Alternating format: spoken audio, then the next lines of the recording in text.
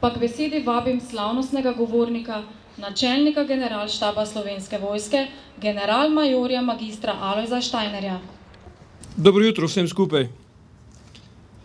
Veseli me, da lahko spregovorim na današnji slovesnosti, čeprav bi to priložnost lahko izkoristil tudi le nekaj ur nazaj, ko ste na Počku zaključevali z vajo Svarunov pogled.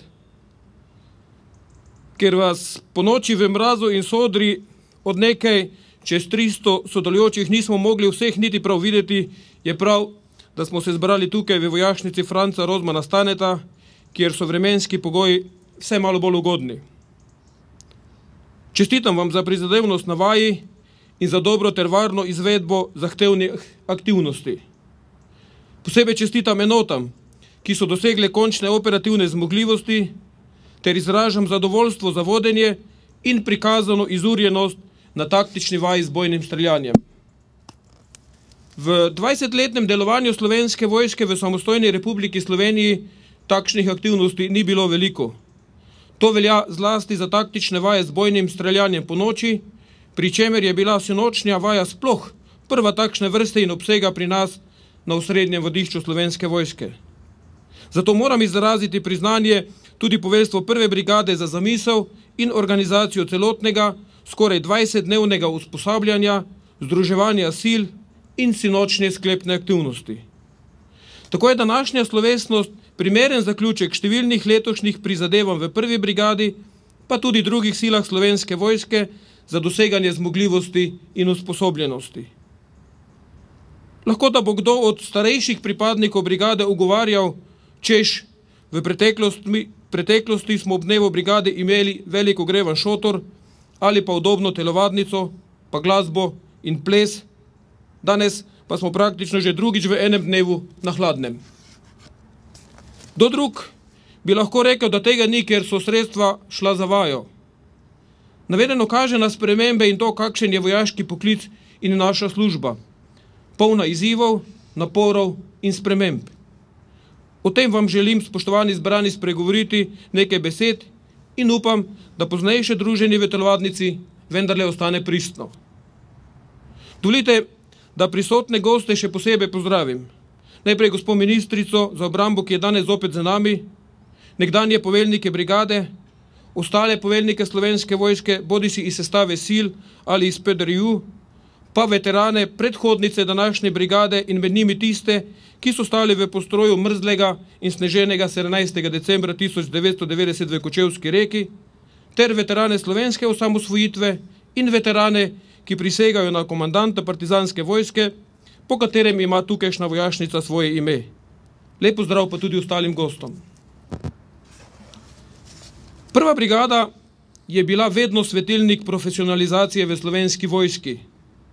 2 leti, preden je poveljstvo prve specialne preoblikovano v poveljstvo prve brigade, se je 1996. Začelo popolnjevanje 10. bataljona za mednarodno vojaško sodelovanje s poklicnimi pripadniki. Tudi večino nove opreme za vzpostavitev premestljivih zmogljivosti je najprej prišlo v enote prve, kot tudi standardi in procesi, ki so omogočili delovanje v mednarodnem okolju in doseganje povezljivosti, ter so se preverjali na številnih domačih in mednarodnih vajah. Prva je prispevala in zagotavlja največ pripadnikov za mednarodne operacije in misije, kar je glede na njeno številčno rast in obseg tudi razumljivo. Pripadnice in pripadniki prve brigade ste utirali pot našega sodelovanja v mednarodnih operacijah in misijah, najprej v Albaniji, nato na Cipru, v Bosni in Hercegovini, na Golanu, v Čadu in Libanonu. Sokoli, grofi, kleščmani in mravljice vrsto let nosite glavno breme slovenskega prispevka v Afganistanu in na Kosovu. V železnikih leta 2007 ali ob lanskih poplavah so pripadniki prve pomagali ljudem še dolgo potem, ko so številni prostovoljci že odšli, ker so morali nazaj na svoja delovna mesta. Danes so enote brigade v strukturnem pogledu primerljive z drugimi profesionalnimi enotami v svetu. Procesi profesionalizacije pa so na stopnji, ko jih ni moč več vračati v stare čase ali prakso. Prva brigada je v tem letu dobila ne le novega poveljnika, ampak tudi novo formacijo, vrsto nalog, med njimi tudi za izgradnjo vojaških zmogljivosti ter za izboljšanje usposobljenosti glede na to, da je bilo sprejeto novo navodilo o vojaško-evidenčnih dolžnostih. K temu pa je treba dodati še aktivnosti in procese, ki sodijo v kadrovsko konsolidacijo in v domeno profesionalizacije vojske. Vse to je potekalo v okoliščinah, ki niso bile v vseh pogledih ugodne. Kriza je vojsko zelo prizadela in čutili smo jo na številnih področjih, posebej pri zagotavljanju virov, tako finančnih, kot tudi pri opremi, s katero bi lahko vzpostavljali vojaške zmogljivosti. Pa tudi v pogledu razumevanja stanja in psihologije.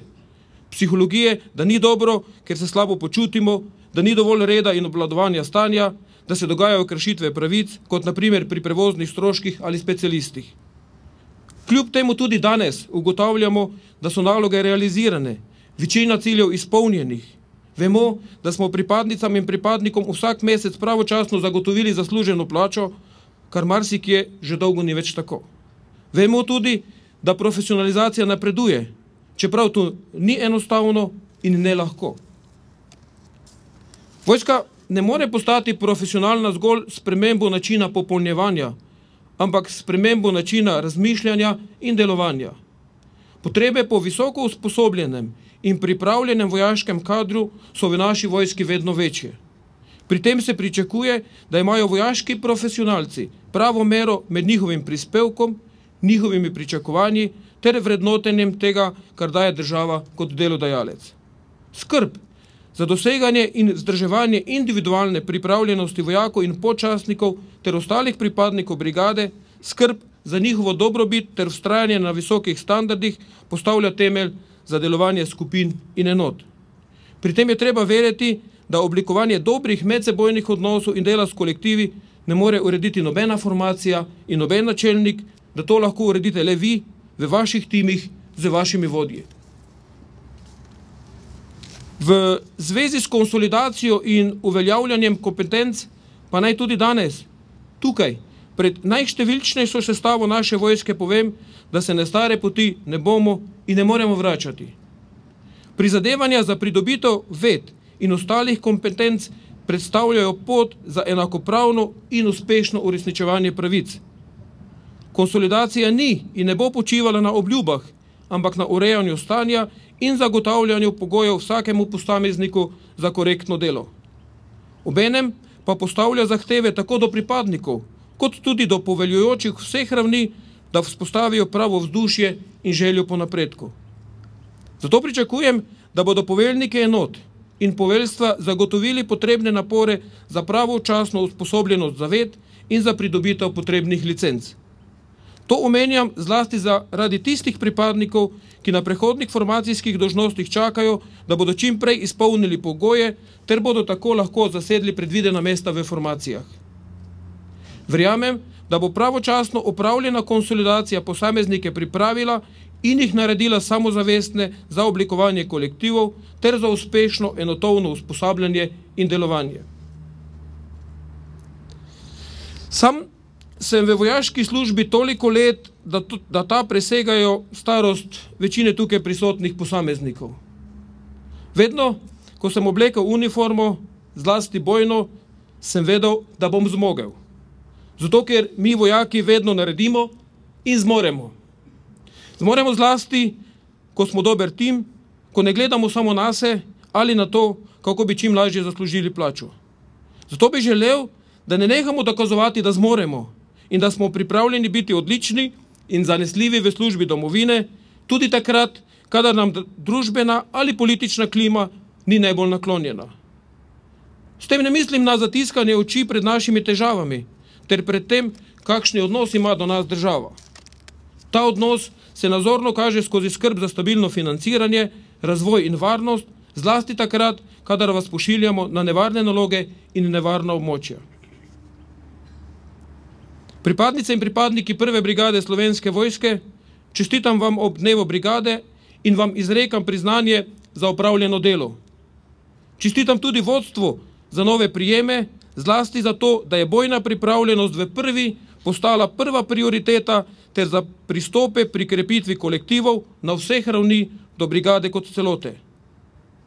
V prihajajočih dneh želim vam in vašim najdražjim, ki ki vas podpirajo pri vaših osebnih ciljih in ciljih Slovenske vojske, ter kolegom na mirovnih operacijah in misijah srečne in zadovoljne božične in novoletne praznike. Vsem čestitam tudi ob prihajajočem dnevu samostojnosti in enotnosti. Vse dobro, prva. Hvala lepa.